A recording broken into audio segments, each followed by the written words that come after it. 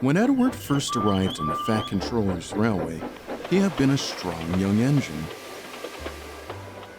But as the years went by, the goods trains became longer and longer, while Edward became older and weaker. He would struggle to push the heavy goods up the hill, and by the time he had caught his breath, another engine was waiting for his help again. He was left no time to shunt the trucks in the yard. It was becoming apparent that a new engine was needed. "Don't worry, Edward," the Fat Controller said. "I'm bringing in someone new to take over." Edward was pleased and worked happily for the rest of the day. The new engine arrived the next day. He was a large engine with 8 wheels and short, stumpy, sloping tanks. "This," announced the Fat Controller, "is Layton. He arrived from the mainland and will be banking trains and shunting in your yard." "Yes, sir. Thank you, sir," Edward said. Edward greeted the new engine warmly and showed him what to do.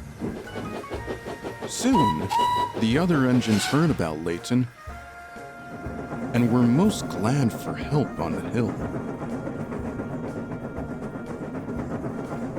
At first, Layton worked the yard and banked trains with ease.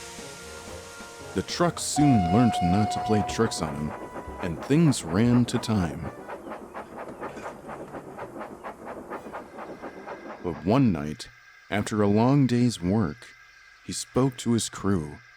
"It's not the same," he lamented. "We used to have such fun down by the river." His driver and firemen agreed.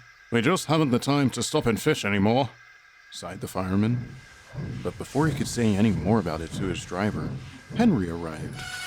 He sniffed, then scoffed. "Phew!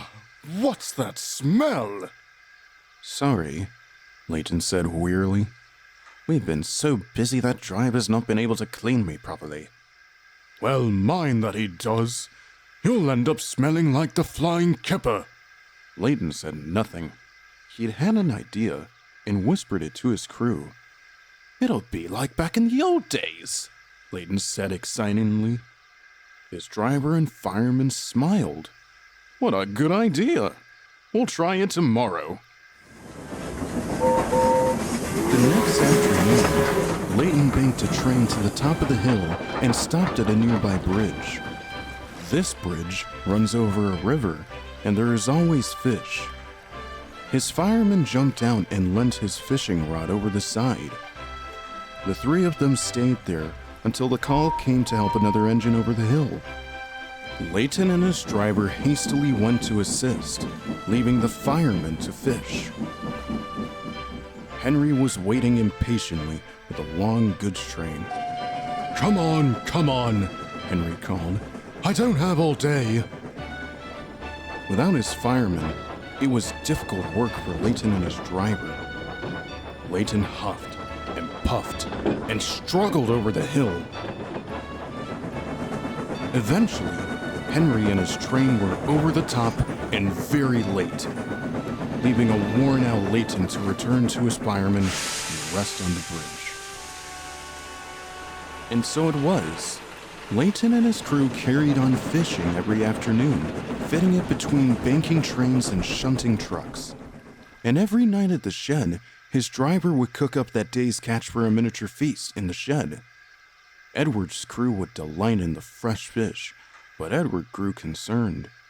"It's not safe to run without a fireman," he warned, but Layton took no notice.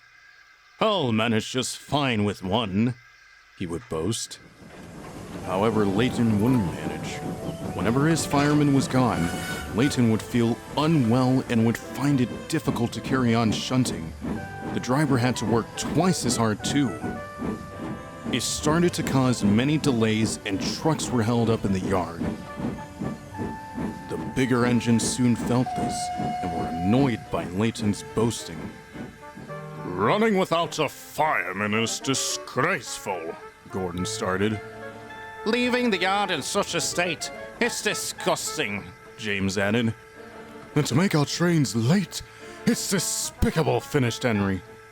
The engines all agreed that Layton needed to be put in his place. But no matter what they tried, the big tank engine just ignored them. One night, however, James had an idea and whispered it to the other big engines. Do you think it'll work? Gordon asked. Of course, James replied. He'll have to admit defeat if he can't get a simple goods train up the hill. The next day, James pretended to be ill, and his fire wouldn't burn nicely. His train struggled into Edward's station, where they stopped for help. James isn't steaming properly, the guard said. You'll have to push him over the hill. You'll have an hard time, James taunted. Without your fireman here, that is. I'll borrow yours, then, Leighton retorted. There's little hope for your fire.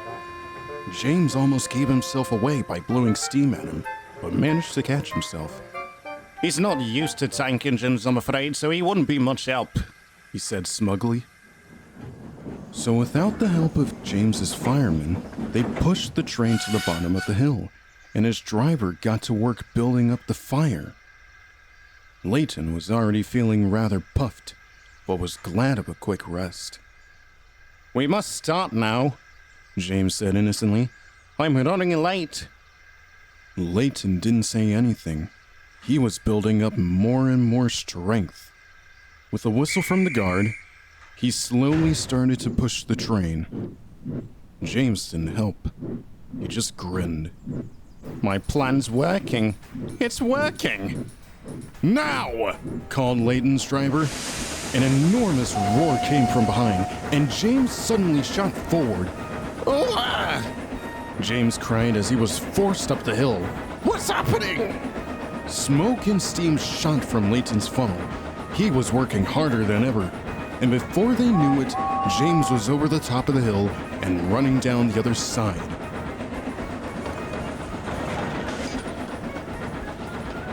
Layton was dirtier than ever, and his driver mopped his brow before stopping to collect the fireman who had been thrown from his fishing spot into the river, in surprise as James raced past. James returned home, feeling rather foolish. Layton met Edward back in the yard. He was too tired to say anything, but Edward understood, and whilst Layton took a rest in a siding, Edward did his shunting for him. Unfortunately, the Fat Controller soon found out what had been happening and came to speak to the new engine that evening. I understand your position, he started, but I expect my engines to have both a driver and fireman on the job. Do I make myself clear? Yes, sir. Sorry, sir. Layton looked at his buffers. His crew sheepishly nodded in agreement. However, the Fat Controller continued, you've worked very hard and the busy season is over. You shall have a washdown, and I shall make arrangements with another engine or two to help shunt the yard. He winked at Edward. Edward chuckled. He knew what Sir Topham had meant. Layton looked forward to the rest and fell fast asleep.